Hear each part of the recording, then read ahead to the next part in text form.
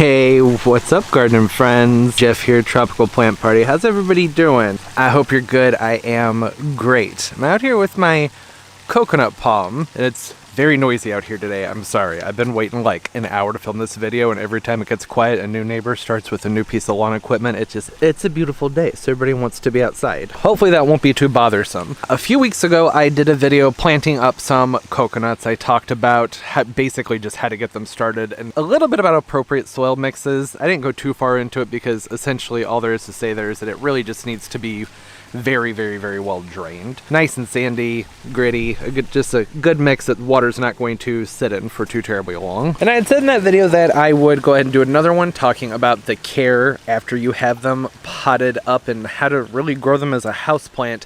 And I should have said in that video that I would do a video more as a discussion on how to grow these plants as houseplants, because here's the thing. Coconut palms don't make good houseplants. They're terrible houseplants. If you want a plant that is going to be around for many, many, many years, this isn't the one. Find something else. Maybe a Monstera, Sansevieria, something like that. Coconut palm? No. But they're typically fun to grow for a few years. There are some exceptions. That's why I wanted this video to be more of a discussion as opposed to a how-to. Get online and you're scouring the internet trying to find information on these.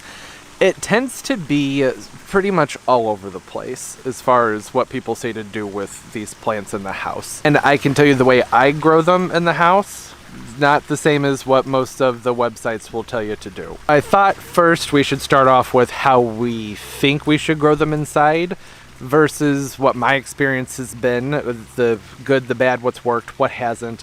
And then I want to leave it up to everybody down in the comments section to contribute as much as possible. That way everybody's different experiences can kind of all be compiled into a different place, and maybe people can pick and pull and figure out what may work for them. The coconut palm, very tropical palm. I would call it diva palm in the sense that they know what they like, and if they don't get it, then they just die. Typically, a coconut palm is going to want very warm conditions with a good amount of humidity, a good amount of airflow, a lot of light, and regular irrigation. Though they have some drought tolerance once they're established, but the air still needs to be nice and moist. Does that sound like the inside of your house? Certainly isn't like the inside of my house.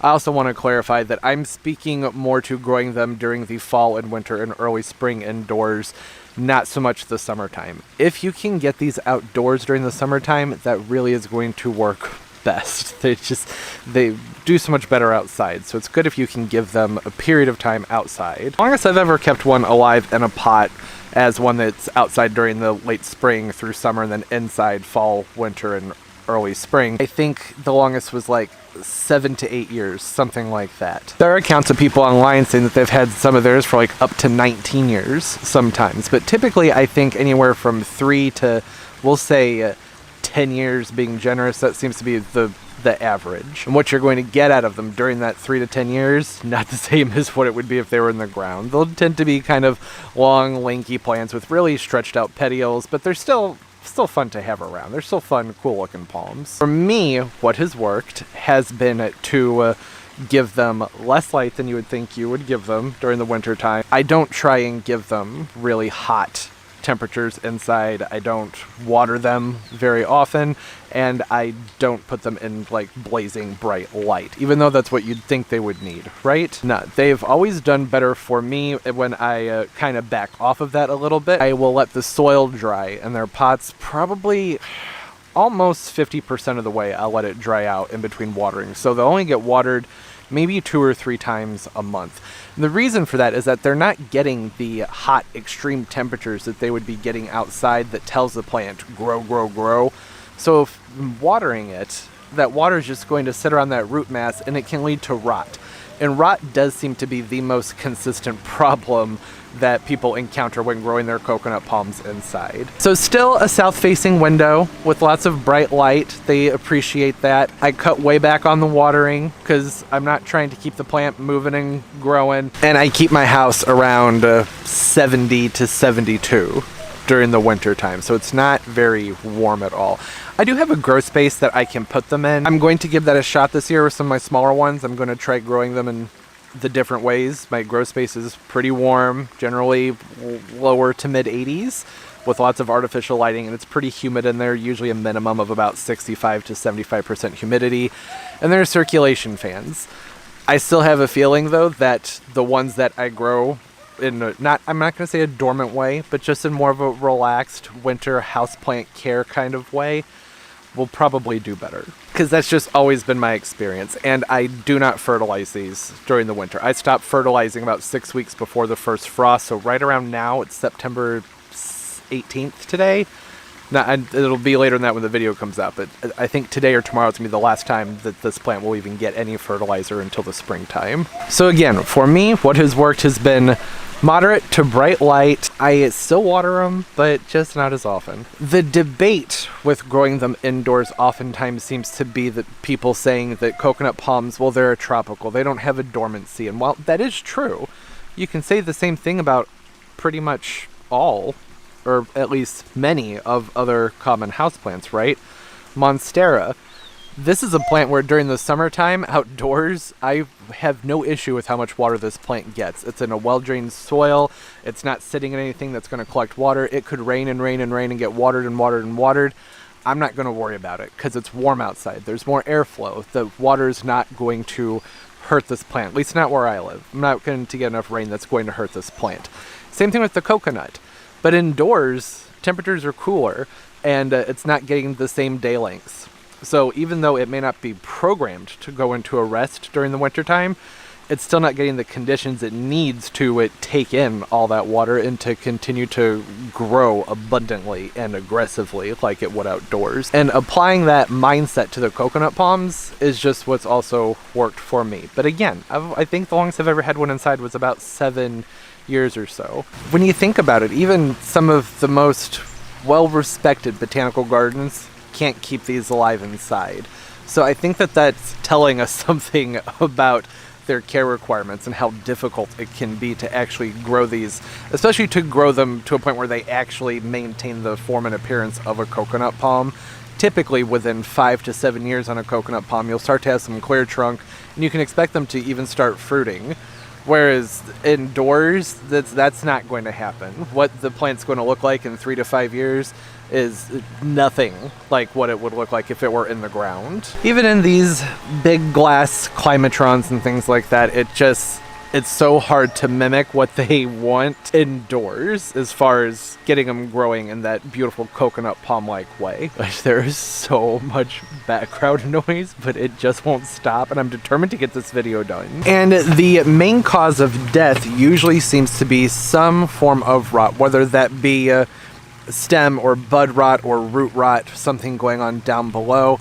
And what that tells me, just when I kind of sit back and think about it, is that what's potentially going on there is that these plants are getting lots of warmth inside these big glass buildings. They're getting lots of water, everything you'd think that they would need. The light, of course, too, potentially. They can take less light when they're a little bit smaller, but still it's better to give them a lot of sun if possible. But those conditions still aren't meeting the needs that the plant has to actively grow, or grow as actively as it potentially can, and then that might be one of the things that's contributing to them rotting out so often. Just a thought. I don't know. Like I said, I want this to be more of a discussion on growing these indoors as opposed to a how-to. And I want to say there's like 2 other factors that have been interesting to me, at least, as I've been reading through what's worked for people and what hasn't worked for people. One common thing I've come across is a lot of people who are having success with them saying they water theirs with aquarium water, which is something that I have also done. Usually I have a big pond in my grow space, and that's usually what I use to water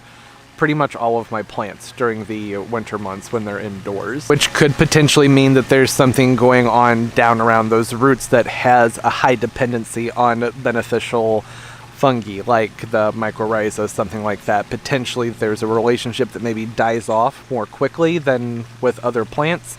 There's a symbiotic situation that goes on down below the soil between the roots and bacteria and fungus. There's a whole thing that happens where things work together and nutrients get broken down, which helps feed the plant, of course, and then there's an influence with the plant's hormones, with the auxin, and hormones are a whole different video or series of videos. That's a lot that I could go into. So maybe there's something going on there where they need like a minimal amount of feeding or high mineral content, something like that, potentially, but not so much feeding that you would get with like a synthetic fertilizer that's telling the plant keep growing and growing and growing when it's not getting the conditions it needs to actually do so, other than the fertilizer. It'll lead to lanky, weird growth, and it can be problematic. I always cut way back on fertilizing during the wintertime with the coconuts.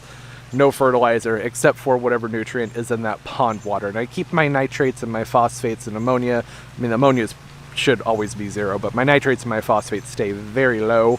So it's just like a microdose of feed when it comes to the nitrogen and the phosphorus, that is. So when you think about where these grow, they tend to grow in areas where the soils are either very organically rich, very tropical places, or even on beaches where maybe the soil isn't organically rich but very high in mineral content, which is more difficult to mimic inside, but there are lots of ways you can do it. Eggshells, Epsom salts, and sometimes people will even use, I've done this before, just use like a tablespoon of reef crystals or a salt mix, a synthetic salt mix made for aquariums. I'll put that in like a 2-gallon thing of water and give that to them during the summertime, just for a little boost of energy, because there's lots of good stuff in those salt mixes. And it's something I have around because I have a saltwater aquarium. I don't know if I would do that otherwise. That salt can get kind of expensive, and if you're only using a tablespoon or 2 at a time, that might be a bit much and kind of reaching as far as what you need to do for these. So there's the aquarium water.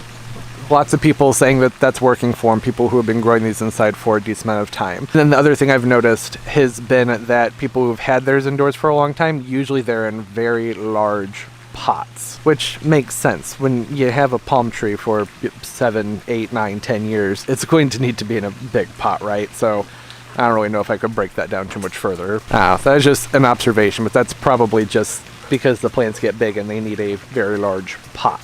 But there are a lot of palm trees that you can keep in a small pot for a very long time and they'll be okay. And coconuts, when they're outside down in the fields in Florida and like they're being prepared and grown out, dug and moved and all those things, they can stay in those pots for a long time, but they're outside year-round. We're not talking about year-round growth outside. This is indoor care. At least indoors, I'm going to say half the year.